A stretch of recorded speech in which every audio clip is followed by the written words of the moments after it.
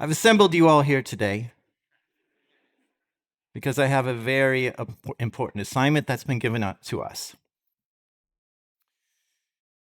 And I want to go over this 1,000 times to make sure everybody knows what they need to be doing during this. There is a new jewelry store that's opened up in Dubai, and they have millions of dollars, watches, bracelets, and diamonds. And we're going to run the jewels. Dubai does not like thieves coming in and stealing things. They pride themselves on being a safe haven for millionaires and billionaires to come spend their money. And if people are stealing stuff in this town, the millionaires and billionaires aren't going to come. So we need to be extra careful not to be caught because they're going to crack down hard on us. We don't want Sharia law coming down on us. Bojana is our scout for this mission. She's been in Dubai for the last 3 weeks, looking through the town, planning routes, understanding the layout of the place, establishing hideouts for us, getaway routes. She's been going in the store and identifying exactly which gems are to be stolen. And she knows exactly which watches and which items. And she will give us pictures to know exactly what we need to be focused on during this. I don't want you looking around saying, oh, that looks shiny and that looks cool, I want to grab that. It's only what she's identified for us. She's also found some getaway cars for us and has arranged all the transportation. Now, the problem is, this jewelry store is in a mall. It's in Wafi Mall in Dubai, which makes it a bit difficult. You can't just walk in off the street and grab the jewels and come out. So this poses an extra challenge that we're going to have to overcome. Each of you are going to be given some fake visas, passports, some spending cash, and if anybody asks, you are just an associate for an imports business. You're going to be flying in with a fake name and flying out with a fake name, so at no point during your visit to Dubai is your name going to be used at all. This will make it easier for us to get away safely and not be caught. Now let's talk about transportation. We want our best drivers on this because this is going to be a difficult thing to conduct. So we have 2 drivers, and when they saw this mission, they said, we will only accept one kind of car, the Audi A8. And so our drivers require the Audi A8. So Bojana has been looking all over Dubai for Audi A8s, but simply cannot find them anywhere. She can't find any for rent, any to buy, and not even just driving down the street. So she calls up and she says, listen, there are no Audi A8s. What is your second choice? And I said, there's no option for a second choice, Bojana. You need to go get us an Audi A8. Where have you looked? I've looked all over Dubai. Look in another city. So she expanded her search to Abu Dhabi, which she had found an Audi A8 in front of a house. And nearby that, she found another Audi A8. So our first order of business that night is going to be to steal 2 of these Audis and then drive them to Dubai to do our robbery. Like I said, it's in the Wafi Mall, which makes it a bit difficult. But going over the plan with Bojana, we've determined the best idea is for us to have both cars drive into the mall. The first one will go in backwards to ram the doors open and create an opening for the second car, and the second car will follow inside. Now, this makes it extremely difficult to be driving through a mall backwards, which is why we have our best drivers on this case. They know these Audis A8 so well, they even know how much energy and pressure it takes to trigger the airbags. And it's going to be difficult to go backwards through a mall. Now, we're going to be going in after closing time, so there should be nobody in the mall. And when the drivers get to the store, the House of Graph is what it's called, they're going to slam into it to create an opening. Some of you are calling this ram raiding. That's exactly what we'll be doing. I like that term, ram raiding. So we're going to ram raid into the store, bust the doors open, and then we'll go in and take the jewels. But I have a very important thing, and I have to remind you of this every time. Dubai police we don't want them to be able to catch us. And we don't live in the UAE. We live in another country. So if the police are going to come to us, they're not going to be able to come to us in our country. So the Dubai police will have to work with other law enforcement, international law enforcement, such as Interpol. And if the Dubai police say, oh, some rocks got stolen from our store, I don't think Interpol is going to care too much to come after us. So we don't want Interpol on our tail. So what we need to do is not injure anybody. We'll have guns, but they'll be fake guns to make sure that we can't hurt anybody. And we need to make sure that nobody gets injured. No bystanders or pedestrians or mall security. So that means no fighting. No fighting. No fighting. No fighting. No fighting. We don't want Interpol coming after us. Once we're in the store, we're grabbing all the gems. About 30 seconds later, the cars will honk, indicating it's time to get out of there, and we're going to hightail it out of town. Now, that's the plan. Let's go over it again and again and again, 1,000 times until you have it absolutely down packed to the point where you can do it in your sleep.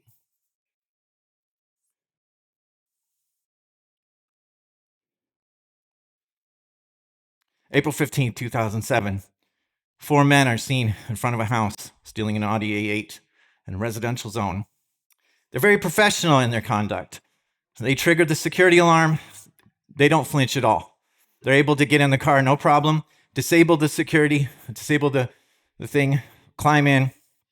They know this car inside and out to know how to hotwire it easily, where its weak points are, and how to steal it. And within a matter of seconds, they're able to steal this car from Abu Dhabi, which is about 2 hours away from Dubai.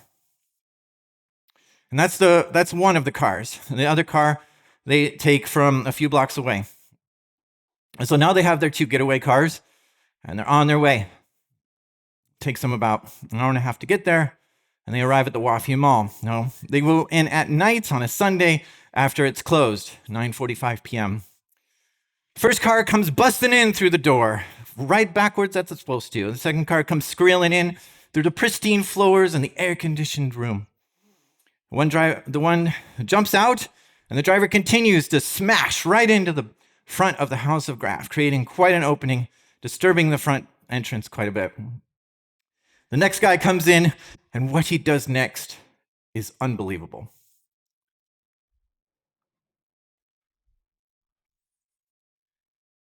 Would you say, raise your hand if you feel a heightened sense of focus right now? What about feeling a little bit motivated or energetic, like, come on?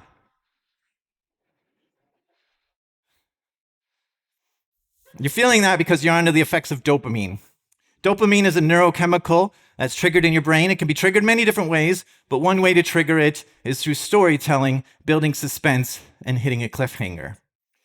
Dopamine is a wonderful feeling where it creates improved focus, improved motivation, improved memory, and it's just wonderful to experience. And you're experiencing it right now. This is what it feels like to have dopamine triggering in your brain. And when I first started podcasting, I started hearing these stories that were about something totally dumb, like suitcases or banana peels. I had no care at all for it, but somehow I was so into the story. I was so focused, and I couldn't stop listening to it. And I was like, what is that? And people are saying, oh, that's the storytelling aspect of things. That's just, build character development and story arc. And I'm like, yeah, but what's happening there into my brain? And that's when I discovered that neurochemicals are triggered while you're listening to good stories. And I started thinking, okay, this is the assembly language. This is the machine code. This is the binary bits of our wetware of how our brains work. When we hear things and people are telling us stuff, neurochemicals are triggering my brain. And I feel like this is some kind of superpower because a year ago I recorded an episode and then today you listen to it. So my voice is coming from the past, but then you're on the other side of the planet than me, and I'm able to affect the chemical composition in your brain from across the place and from the past. This to me is where I think all the magic is. It's being able to create these neurochemicals in your brain. And when I'm making my show, I am thinking, how can I maximize the dopamine hits you get. And nobody talks about this. I have a lot of people telling me how much they love the show, but they don't say, I love all the dopamine I get from it. But it really is the machine code behind all the feelings you get from the show. So where were we? Yes. Our burglar comes into the store. He sees exactly what he wants and goes directly for it. He's not looking around for anything else to grab. He's very precise and has probably done this 1,000 times. He has a hammer in his right hand. He's smashing the glass, and he's got a fake gun in his left hand to look threatening. There are 2 other guys in the store. I'm not sure what they're doing, maybe crowd control or checking the back door. And within 30 seconds, the cars honk, and they get out of the store. And it's time to leave. They jump in their cars, and they squeal out of the mall just as fast as they came. And within a minute, they're in and out of the mall, and they have taken $3 million. Job done. Successful. Way to go.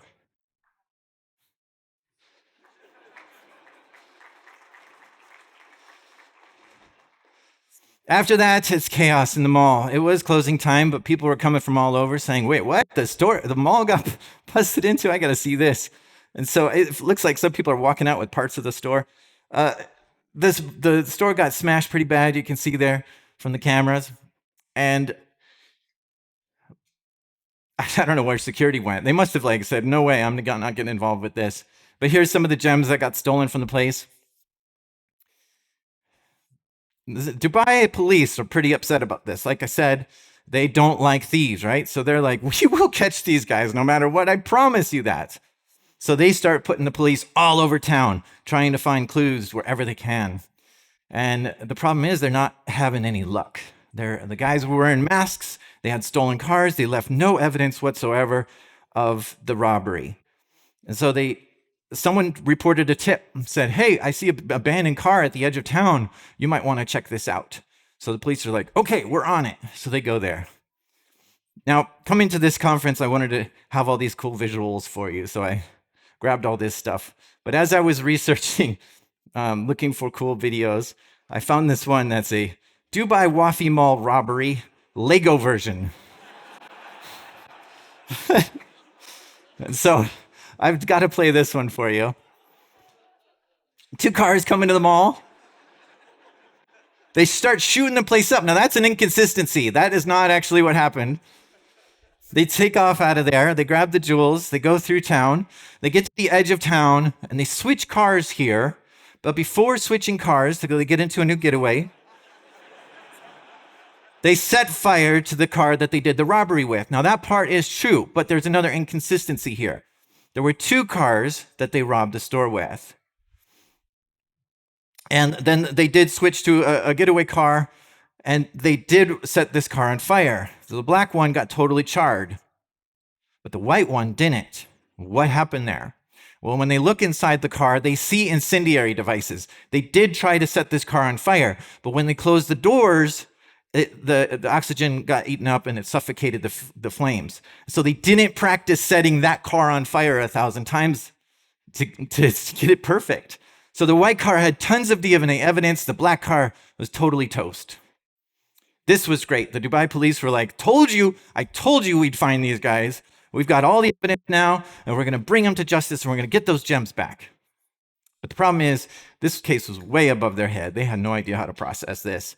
So they asked for help. They called Interpol and said, Interpol, please, we're not sure how to process all this. Can you help us? And so they got busy on the case, and they were looking through their database on DNA and stuff like that. And they have quite a bit more resources, and that's when they found a hit. They had 3 people identified to be in that car. And Bojana is the middle one. That's what she looks like in real life. And this gave Dubai police great clues. They said, great, we'll find them. So they start looking all over the UAE for these people. Of course, they've left a long time ago, and so they can't find them anywhere. But the Dubai police have some pretty interesting surveillance capabilities. So these police cars here, up on the light bar, have these little cameras, and these cameras are amazing. What they can do is, watch the license plates real time as they're driving by. And so they're looking for any specific license plates that are wanted by the police, or at least just track it so that they can have a recording of where they saw those plates at some point during the day. And not only that, but the police cars are also equipped with facial recognition systems. Just above the wheel well, there's a little camera that you can see right there that has facial recognition systems. So as they're driving by, everybody on the sidewalk is getting profiled to see, is this a wanted person or not? And the Dubai police still can't find them anywhere. So they call Interpol back and they say, listen, we need more help. And Interpol is like, okay, listen, the evidence you gave us was actually sort of a linchpin piece of evidence that we were really happy that you gave us. We've discovered that there were a lot of robberies around Europe, and we thought they were all done by separate people, but the evidence that was in this car links a whole bunch of different robberies together. And so we think there's one gang involved with robberies all over Europe, and they've been stealing for a decade or more. And we're really happy that you gave us this information. So to show you some of those examples, there was a jewelry store in the Netherlands that got robbed, and this is the robber, and they think that this person was also involved with the Dubai robbery. Again, nobody gets hurt in this one. There's a fake gun, and they're able to get in and get out pretty easily. Just the threat of a fake gun and some loud voices is enough to scare somebody. Here's another one where they break into a jewelry store, smash up the display cases, grab the gems, and get out without even looking around. You don't even see them looking to see, is there anybody behind me that's going to hit me or not? And another one where they come in, they get very precisely know where the jewels are. This one's interesting. The two men have fake guns, but they also have prosthetic face. So it's a complete different look of their facial features in order to disguise themselves. And yeah, this one's wild. It looks like women wearing burqa, but they're not. It's actually the robbers dressed as that and then sneaking in under that. And that one's wild because they also had motorcycles in the mall to get away. And that was on the second floor. So that posed an even bigger challenge. And I wonder how that went. This one's crazy. Kim Kardashian says, yeah, me too. I got robbed by him. Okay, so look at the security guard on the bottom right corner here, right there. He's just like, I'm out of here. Because when you got 4 guys running at you with guns in their hands, looking like they don't belong, you're not going to try to step in front of them. So this was one where they robbed a casino, and they run straight in, going max speed, as fast as they can. This guy pulls out an electric saw of some kind, like a handsaw, and he hits the glass with it and busts through the glass. Now, the casino cashier has pretty much unlimited money. This place is really chock full of money. So they just jump through, and they can grab as much money as they want to rob this place. So they start taking canisters of money and handing it through the window. And now they have the chance to run out as fast as they can. Now, trying to run out with that much money, that's pretty difficult. And it reminds me of this Mr. Beast video.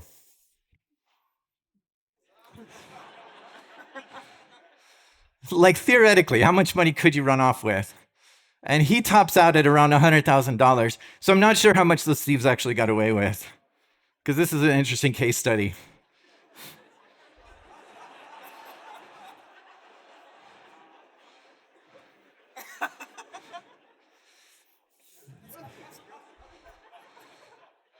So altogether, the Interpol thinks that there are 800 members of this gang.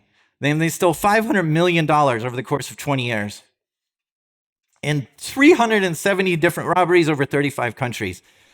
And it was this Dubai robbery that really tied all the evidence together to get them to understand that this is probably the same group. Now, early on in one of the thefts, they were able to recover some of the gems, and it was hidden in some face cream, which is a trick out of the movie Pink Panther Strikes Again, I think. And so they call this group the Pink Panthers because of them hiding it in the face cream. So now they have hundreds of suspects, which is crazy because the Interpol police, some of them have been working on some of these cases for so long, but then it went unsolved, and they've retired, and now they've got a lot more evidence. And so some of the Interpol police are coming back out of retirement saying, wow, this is great. I think we can solve this now. And this became Interpol's #1 enemy. And they started to learn a lot more about these people. So for instance, a lot of them were soldiers from Yugoslavia. Now, Yugoslavia was a country in the 90s. So we're talking about being soldiers in the 90s. But there was a lot of internal conflict in Yugoslavia, and it collapsed, creating multiple other countries out of it. Bosnia, Herzegovina, Serbia, Montenegro, Kosovo, Macedonia. It just goes on. And so they come from this war-torn country where there's battles going on, there's soldiers, there's wars. The Battle of Sarajevo lasted 3 years alone. One city being sieged for 3 years, unbelievable. Over 100,000 people died in this war. And it created like a collapse of the place, right? Countries, politics collapsed, the money has collapsed, the whole system has collapsed. And a lot of times, Serbia's, places of Yugoslavia that are now Serbia, Montenegro, and Bosnia and such, are asking for help from the EU, from NATO, from UN. Please, can you help us? And you said, we'll put sanctions on you. How about that? And the sanctions they tried to do was for peacekeeping sanctions. But of course, when you've got internal conflict, one side is like, hates these sanctions, and the other side's like, maybe that'll help. So the UN, NATO, and the US actually flew planes in and did active military combat there as well. Again, for peacekeeping reasons, but no matter the side they pick, there's a side that's going to hate them. And so, you got a lot of people in this area who now are really upset with the US, the UN, NATO, EU, and are saying, you are our active enemy. We don't like you. And so they became very upset with just a lot of the world. And it became a very turmoil place, I suppose. Even to the point where the country itself, like when a new government was set up in Serbia did not like, the politics of Serbia did not like the rest of the world because of actions that they did upon them. And so the place became a pretty hostile place to live, pretty difficult place to live for a while. You've got people living with the, the money system has collapsed, the politics system has collapsed, the power system is gone, the water system is gone. And it's a very difficult time for a lot of people. Like I said, the Battle of Sarajevo lasted 3 years. Just imagine your town being blasted. And it wasn't a one-way, like two people fighting. It was 3 different factions all fighting for the same city. And there's some people that come out of this, right?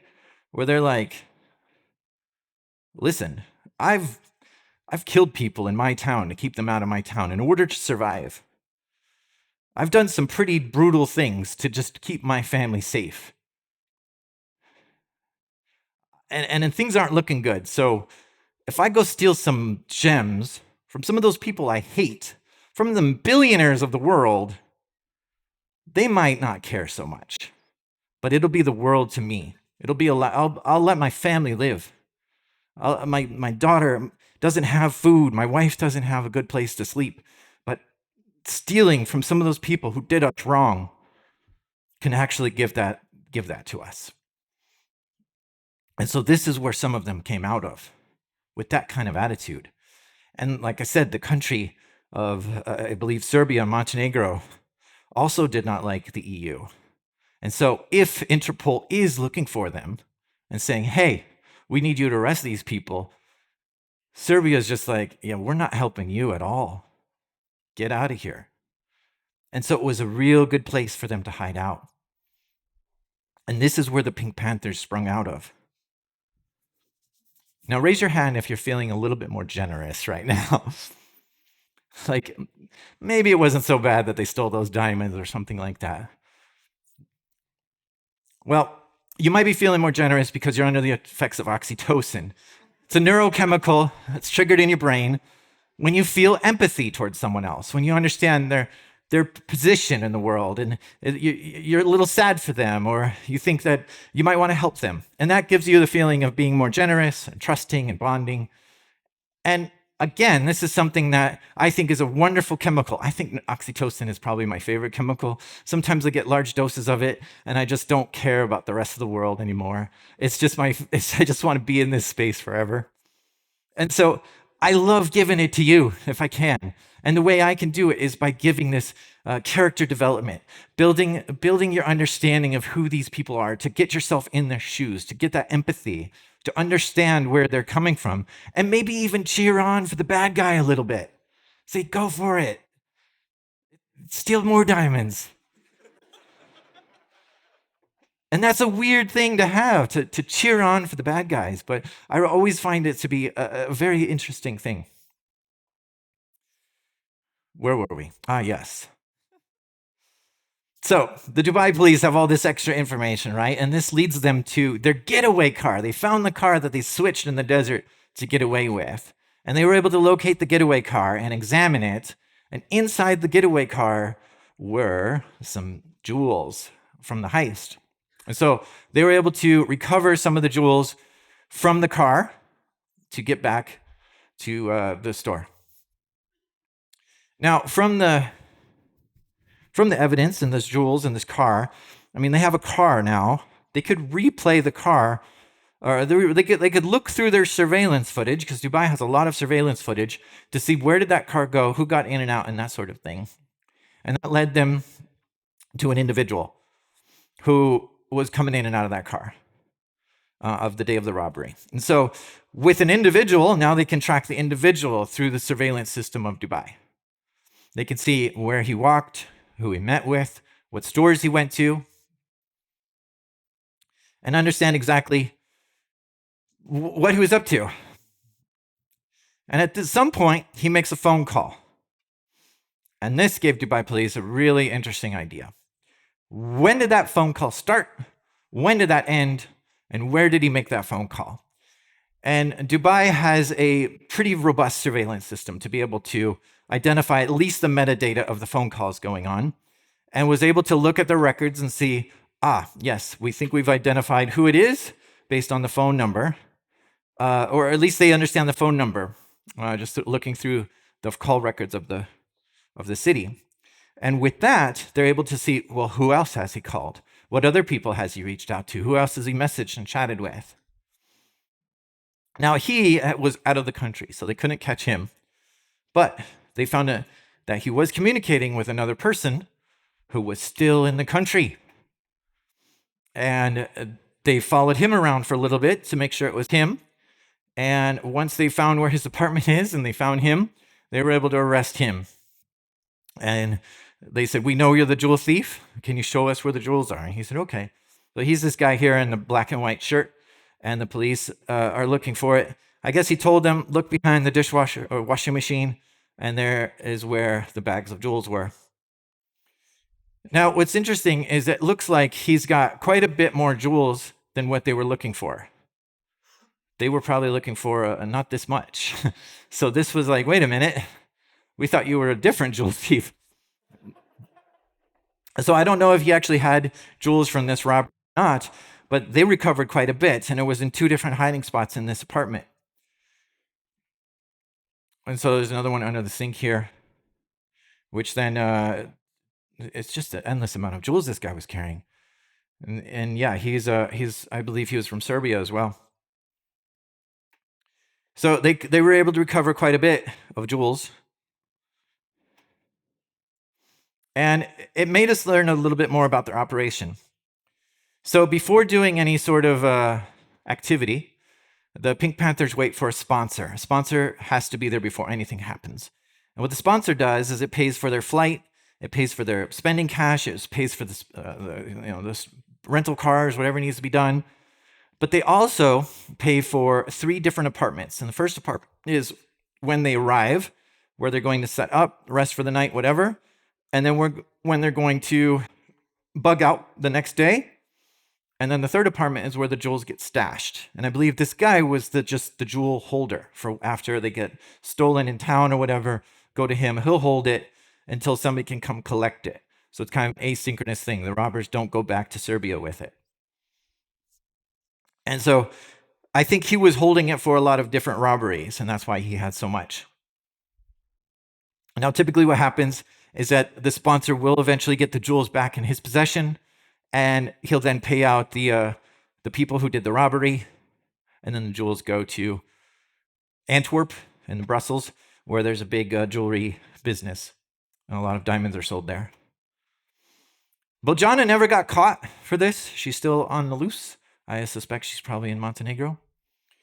And where are the Panthers today? Because that was 2007 when that robbery took place. Well, I mean, if they were, we don't see much of them today, right? So they've pretty much died down. And if you were to think about being a soldier in the 90s, they're probably in their 40s or 50s now. So their backs are tired and they're worn out. They're like, that's not for me anymore, right? So there's just that youthful attitude as well. A lot of them were arrested, hundreds were arrested, but there were lots more than that involved. So that probably took it down a little bit. And also, Serbia and Montenegro want to join the EU now. Times have changed. And so when Interpol's like, hey, we want to arrest these people, they're like, all right, we'll bring them in because we want to show good faith that we want to be part of your society as well. So, but in 2022, at the Fine Arts Fair, I believe in Netherlands, there was a robbery. And two men came in and smashed up the glass wearing newsboy hats. And they were very professional and precise and knew exactly what they were getting after, almost as if they had practiced it 1,000 times. These are true stories from the dark side of the internet. I'm Jack Rhysider. This is Darknet Diaries.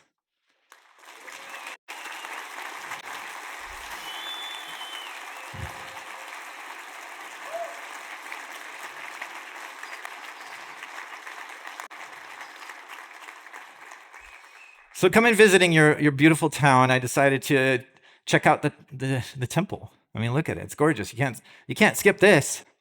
And I just wanted to go in. And I was like, yeah, this looks great. And they said, whoa, no, you can't come in here. And I said, challenge accepted. I'm a social engineer. I can get in this.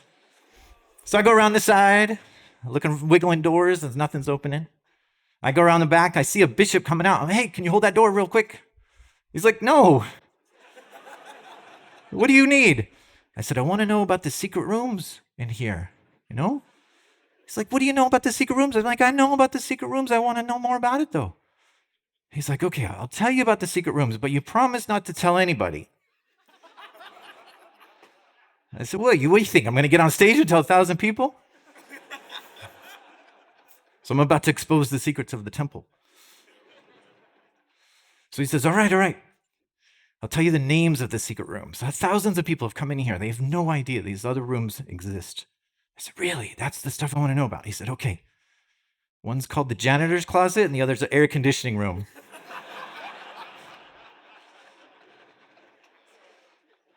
So if somebody asks you, did you go to Jack's talk? Yeah. How was it? Oh, he talked about the secrets of the church.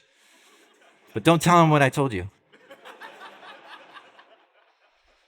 So I've always, this is the second time I've ever been on stage. And I thought, next time I get on stage, there's something I want to do. And I want to try it here now because I've always wanted to do this. It's an experiment. Okay, Google, call mom. Did it work? Did it?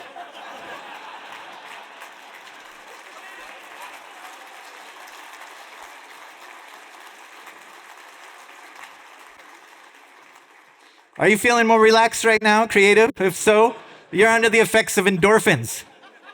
Endorphins are a neurochemical triggered in your brain. There's many ways to trigger it, but storytelling is one way, specifically through laughter. When you laugh, it gives you these positive feelings and emotions. And again, this is the machine code of the wetware of our brain.